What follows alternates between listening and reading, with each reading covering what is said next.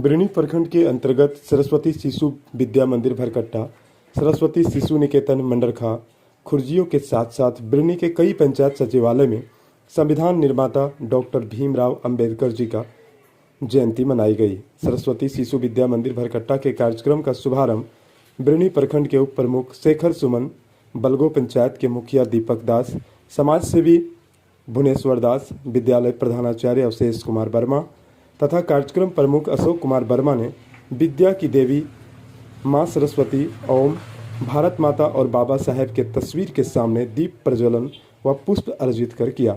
School की ओर से इस कार्यक्रम में अपने बहुमूल्य समय को देने वाले अतिथियों को अंग वस्त्र प्रदान कर सम्मानित किया गया।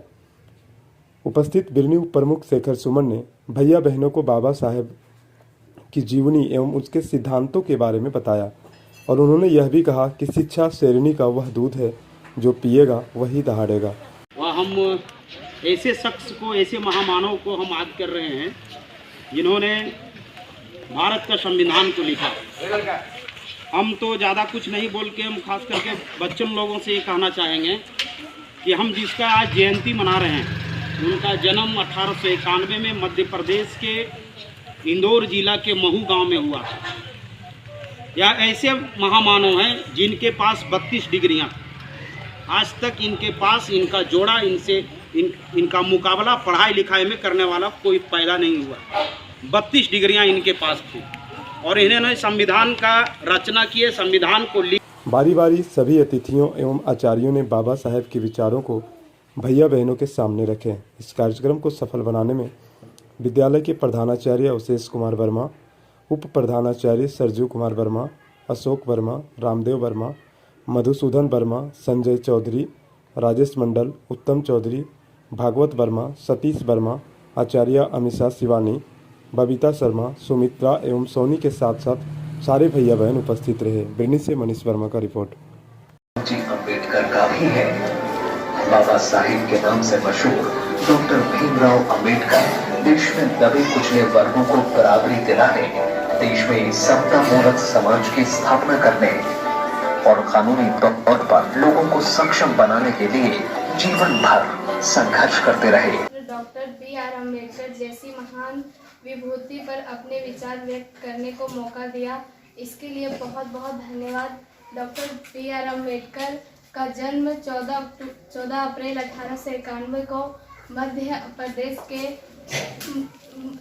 डॉक्टर भीमराव अम्बेडकर का जन्म 14 अप्रैल 1891 ईस्वी को मध्य प्रदेश के महू छावनी नामक एक गांव में हुआ था। इनकी माता का नाम भीमाबाई तथा पिता का नाम रामजी था। 6 साल की अवस्था में इनकी माता का देहांत हो गया था और यह एक महान परिवार से थे, इसलिए इन्हें बचपन से ही इन्हें कष्ट झेलना पड़ा था। डॉक्टर भीमराव अम्बेडकर के ब्राह्मण अध्यापक का नाम भगवत अम्बेडकर था। इनकी प्रेरणा से ही इनके नाम के आगे अम्बेडकर लगाया गया था।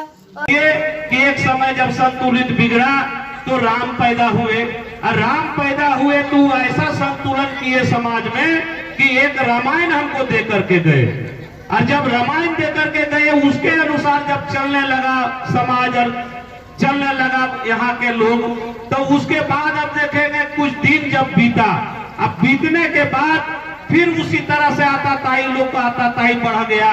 तब उस समय में कृष्ण जी पैदा लिए, अब कृष्ण जब पैदा लिए तो महाभारत हुआ। अब महाभारत हुआ तो उस रास्ते में चलने के लिए हमको एगो गीता मिला, और जब गीता मिला और उसके रास्ते में जब हम लोग चलने लगे तो फिर भी समय बीतते चला गया और फिर भी आताताई लोग को उसी परिस्थिति में पहुंचा, समाज को समाज के तरह नहीं समझने लगा। तो यहाँ पैदा हुए हमारे भीम साहब अम्बेडकर, और हमको ये एक संविधान दिए, एक ग्रंथ दिए जो तीनों के समाहित करके चलने वाले हैं।